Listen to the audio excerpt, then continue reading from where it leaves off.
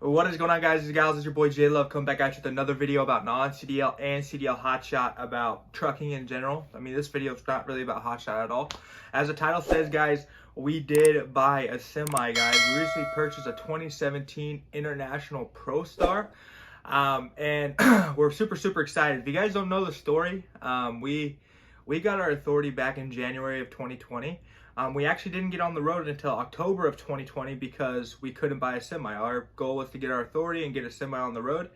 But neither I nor the co-owner of the company had our CDLs. We didn't really have an established company either. I mean, we had good credit scores and I had sold cars for a long time. So I thought, well, it's probably the same, right? You go in with a good credit score, a good amount of money down, and you get a semi, you know? But it does not work like that, guys.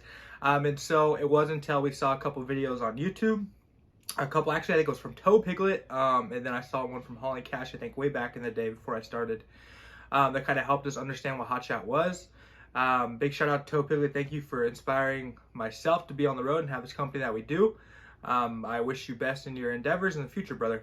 Anyways, so yeah, we watched those videos, realized what hotshot was. We said, heck yeah, let's do it. So we went and bought an F350 because, like I said, F350s, you can buy those like just buying a regular car, right? A lot of times it doesn't even have to be a commercial vehicle or commercially financed, so it's just normal. So it's pretty easy to pick one of those up.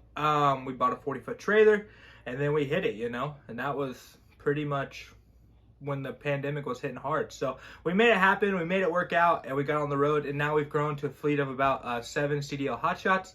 Most are lease-ons. Actually, all of them are lease-ons right now. And they're all super awesome guys, and they've helped me really perfect my system to work the best, and get it to where it is right now. Obviously, it's not perfect, and obviously it can grow, but I'm very thankful for everybody who's leased onto my company and has allowed us to progress our authority, allowed us to provide a great service to them, and allow us to get to this point where we are buying our semi, guys. And we bought our semi probably roughly a month and a half ago. I haven't made a video about it yet because honestly it's still parked at the place that we bought it, because I'm working on getting IFTA and IRP. I had to wait for the for the title to come in and do all the paperwork. I mean, there's a lot of little things that need to happen. Us as a company, personally, we didn't have our own IRP and our own IFTA at the very beginning because everybody was leasing on. And it's a really good idea when you lease onto a company to get your own IRP and get your own IFTA if you can, because that makes it so if you ever have to change from that company or if you go on to get your own authority, that stuff is linked to your company. You don't have to have any downtime waiting on your IRP to come in. You don't have to have any downtime waiting on your IFTA to come in. The only thing you need to change is a company that's going to be in charge of your safety going forward, because if you're getting your own authority, it's going to be you. If you lease on with somebody else, it's going to be somebody else. But if you do go off of somebody else's IRP, like in Texas right now, for example, they're backed up about 2 months on IFTA. So if you decided, hey, I want to lease on with somebody else, I want to do my own thing, and you do not have your own IRP and IFTA, then you have to be waiting 2 months to legally be on the road leaving Texas, you know, with your IFTA through the different states that require it, right? But anyways, guys, so we bought our own semi. I'm very close on the IRP, on the IFTA. The one thing we need, guys, is we need a really good driver. And that's one of the reasons I'm making this video. We had a guy lined up. For whatever reason, it doesn't look like it's going to work out. He kind of just stopped responding, which is crazy to me. Kind of ludicrous because I'm providing like a super awesome service right now. Like I look at it like the driver that we hire is going to have it made, man, because, you know, we're really going to try and help him out as much as possible and be there for him, because, you know, I understand that employees and drivers, whatever you want to call them, are the backbone of this, guys, and they are the most important part of the puzzle. And so we're willing to pay a premium. If you would like to drive for Flash Logistics LLC, starting pay is going to be 25% of gross. We'll be doing 20% W4 employee pay, or W2, I guess, what do you call it, W4, W2, whatever. Employee pay, and then 5% is going to be per diem, so you aren't going to be taxed on that. It's going to be per diem, so 25% in total. If you guys don't know the truck that we bought, let me get to that real quick. We bought a 2017 International ProStar. It has about 460,000 miles. It is an automatic, so people out there that have auto restrictions, this will work great for you. And we bought a 48-foot flatbed, a 2013 utility flatbed. We bought it from, what was it, Verhagens, I don't know, out of Ohio. I actually went and saw it. It's a really nice trailer. We got a good deal on it, so it's really good equipment. We're gonna be picking up all of our flatbed equipment about an hour and a half from where the trailer is at right now. All brand new stuff, brand new tarps, brand new chains, brand new binders, brand new everything, guys. And we're really just outfitting that truck, making it ready to go for the driver. Okay, I have a Google form down below that you can go and fill out if you're looking to drive for us. Like I said, guys, starting pay is going to be 25%. Our goal for this truck is at least $30,000 per month in gross. I do think we could do a lot more than that. But I'm looking for somebody who's willing to stay on the road at least 3 weeks at a time. Obviously, when you have a big sleeper, if somebody wants to stay out longer and make more money, more power to them. But if we're doing at least $30,000 a month gross, that means pay to the driver is going to be at least $7,500. I'd love to get to the point where that driver's making $10,000 a month. They feel well loved, they feel well taken care of, and they just like what they're doing. That's what I like to look for in a driver. Okay, some requirements. I have a Google form, like I said. You go through there, you can kind of see some of the questions I'm asking. What I'm going to do is I'm going to read that Google form. I'm going to pick out people I think are going to be great fits for us, and then I'm going to call them, get in contact with them, and then go from there. Some requirements though, guys, we do ask that you have a little bit of experience, whether you've driven 6 months for a mega carrier or you've done OTR hotshot or whatever. We do ask that you have a little bit of flatbed experience. If you've never used flatbed before, that doesn't mean that you're out of the running. But obviously, from the owner's point of view, I'd like to have somebody who does have some experience.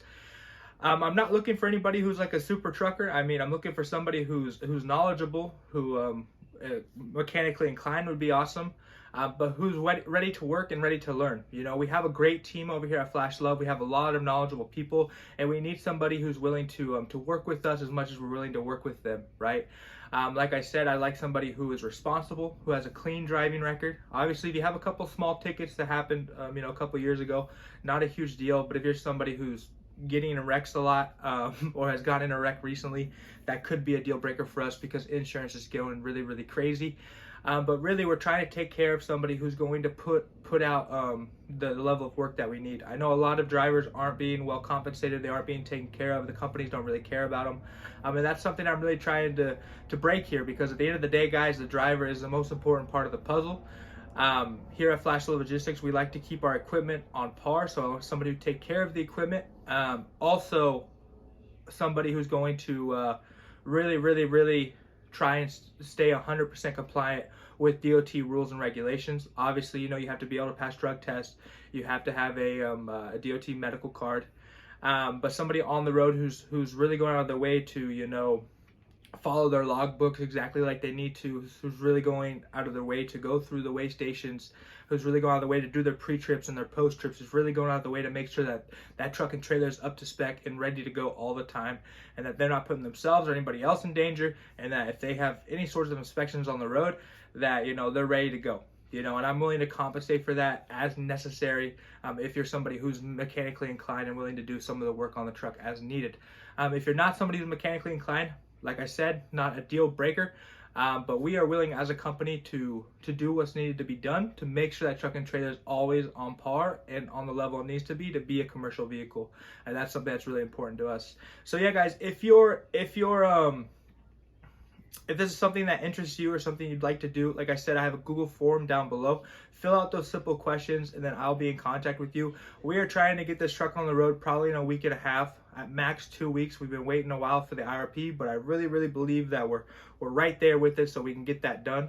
I'm gonna throw up a picture right now. This truck and trailer isn't the actual truck and trailer we bought. This is actually Rod's. He actually bought a semi and a 48-foot trailer, but the semi is a 2017 International Pro Star. His, I think, had a little bit less miles than ours, but they had a sister to this, and that's what we bought. Ours has about 460,000 miles. And then that trailer he has a picture with is a 2012 utility. We bought 2013. So it's almost basically the same setup to an extent, but you guys kind of get the gist of it. The truck is purple. I didn't really want purple, but that's what we got, guys, especially in this market. But I think we got a pretty good deal on it. We're going to be able to make pretty good money with it. We just need a great driver to fill that seat. I love you guys so much. I hope you all have a great day, and we'll talk later.